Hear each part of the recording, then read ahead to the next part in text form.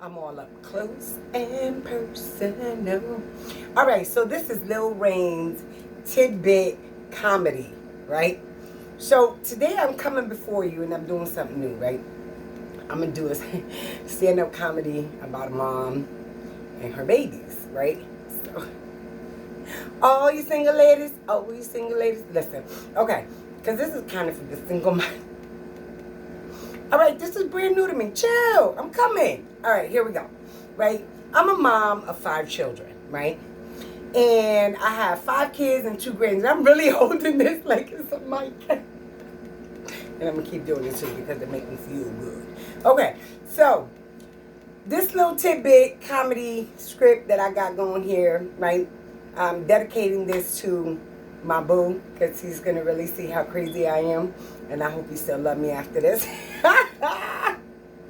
I love you, boo. Anyway, okay, so I got 5 children, right? And 2 grands, right? But we're gonna talk about my 5 kids because my great babies, ain't nobody touching that except G-Mom. Okay, so I got 5 kids, you know, and as a parent, it is our job to embarrass them at some point, at different various points as they're growing up. That's the normal thing. And all parents do that. You've done nothing grand. But when you embarrass them at this point, you accomplish something. Because you're going to get back them little biscuit heads, all that stress and drama that they put you through, and kind of still, you know, they really never leave home. I have to say, I never left home. My mama left before I did. She was like, bitch, I got to go. She went to heaven. She said, out of here. She doing too much. But anyway. All right, so I'm going to start with my oldest, right? First of all, he stole my birthday. He was due on July the 21st, and the little biscuit head said, I want to come out on mommy's birthday. I want to be special. So he was, right? He came out on my birthday 20 years to the day. And my son is an interesting character, right? Because growing up, he was asthmatic, right? And he was like a little intellectual, right? Isaiah just used to be, you know, he had a story for everything. That little boy was like, when you got the belt and went to trying to whoop his little behind, I can't be. You know, and as a mom, what you gonna do? Leave him alone, don't touch him. And I'm yelling at me because I know I'm beating his ass. But anyway, I had to convince myself to cut it. But it was all a host. It was all a host. Brother was fine. He just had a treatment. I was a little confused. I tried to make sure he had a treatment before I had to beat his ass, but that didn't work out because that boy talked his way out of everything.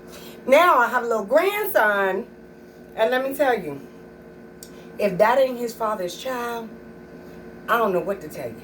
He act like him.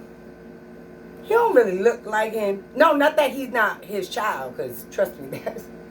But he looked more like the mama. And, you know, she's beautiful, so my grandson is great. But he will talk his way out of everything. If anybody know my Zai, you see him on TV, on Facebook, right? That's the national TV, right? I think we watch more Facebook than we watch TV. But anyway, sidebar, listen. So my grandson, he says to his mother, right? He says, Mom, you know, what's for dinner? So she tells him, and he was like, well, I don't want that. I want cereal. And she was like, boy, you're going to eat what I said, right? And then he said, Mom, don't you have the right to make your own decisions? Didn't Daddy make you this big meal the other day and you wanted some Cajun food or whatever it was? And she just looked at him. You know my grandson got that bowl of cereal for dinner, right? Not that they didn't have plenty of food in the house, but he's just like his daddy. He will talk his way through anything. So, my Noma, I got a few stories about my Noma, but we're going to leave Noma for last because that's my baby. We're not even going to talk about my Noma because she's special. She just, don't play with my Noma, okay? Anyway, so moving on from Isaiah, let me tell you a little quick something about my Jasmine, right? Jasmine is my firstborn daughter, who was born on New Year's Eve. Like, these two first kids of mine, just want to invade my birthday, my party life. She was due Christmas Eve. But no. I'm like, back 10 days, I'ma heal. I'ma have my child. I'm about to go have me a drinky drink. So, Christmas comes and goes. Nothing. We passed the holidays. Nothing. I'm like, damn, this child don't want to come out. I said, I swear to God, if this child try to come out on New Year's Eve and ruin my plans, Houston, we gonna have a problem. Do you know that child? That water broke right in the bank when I was trying to get my little 16th check. No, my 31st, because, you know, it was a holiday, so you would get it that before. Yeah, so I was in line. I wasn't leaving because I needed TV money. But I spent my New Year's Eve in the hospital giving birth, thinking I was going to go put on my little dress and have me a drinky drink with my two babies on the side. You know, I wasn't going to do too much. I'm a mama too now, right? Both of them had to steal the shine. And to this day, they both try to steal the shine. That Isaiah and that Jasmine, they ain't nothing to mess with, man. Let me tell you, right? Now we're going to move on to Shayna. Oh, man. She definitely got middle child syndrome. And she right there. She know about it because she an intellectual, right? Shayna, she's an intellectual, so she know. So she be riding that shit to her advantage, right?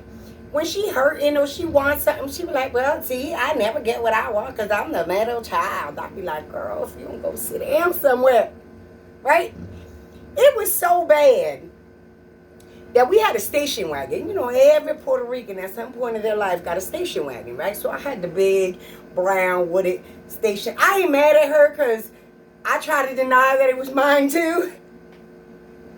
But she was at the school. She was so embarrassed of that Puerto Rican car that she went and told them that I wasn't her real parent and that we were borrowing that and my grandma this and her. We was just not her people.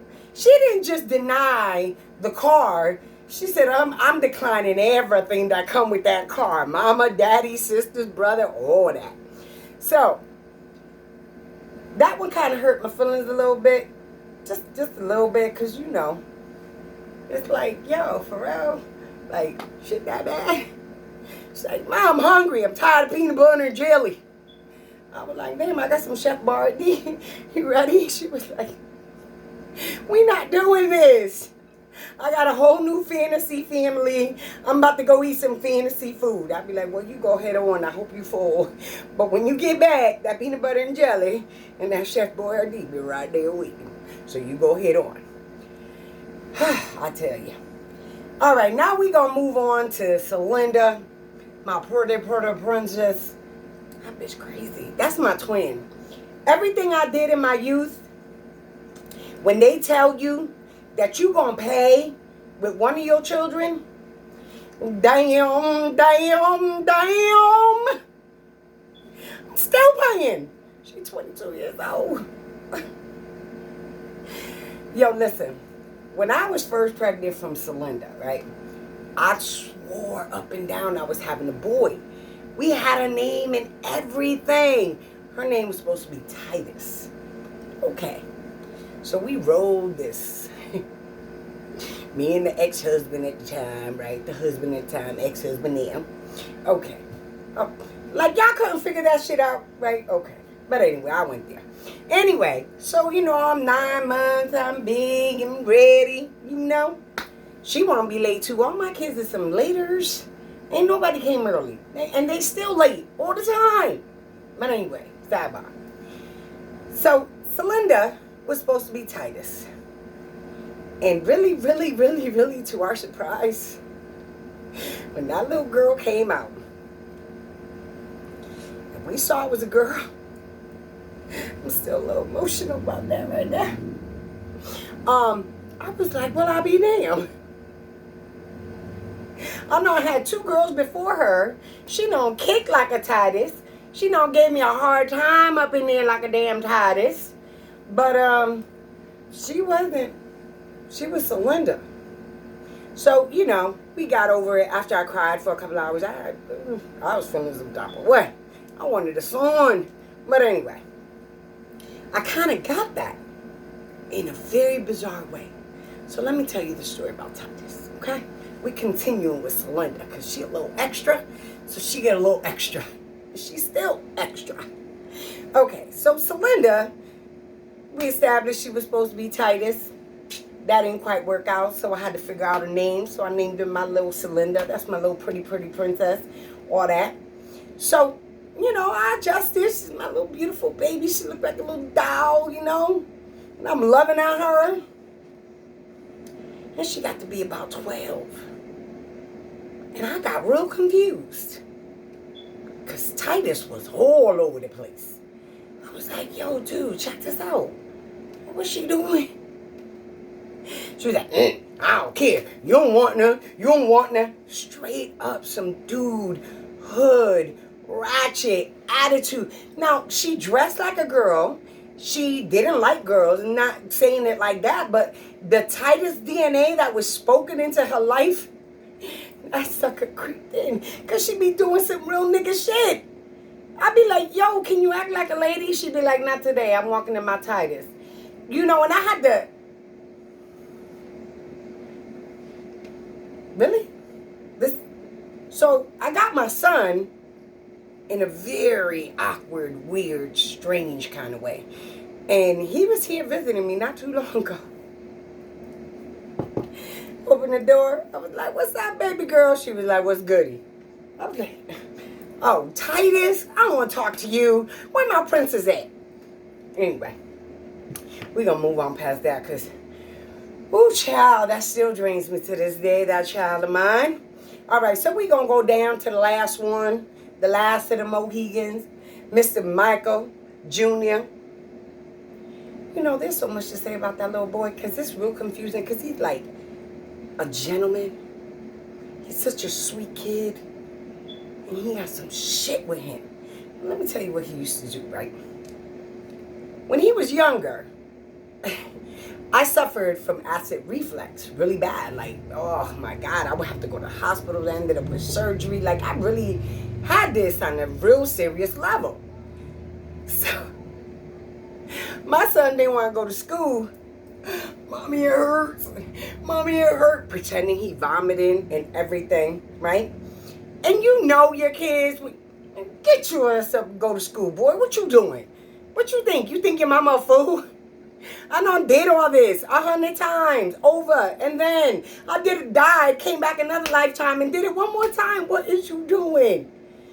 But one day, he really went there. Like, he was like, OD, I can't believe you're making me go to school like this. Walking to the bus stop. I'm standing at the door watching him, right? It's like, boy, oh, your mama ain't no fool.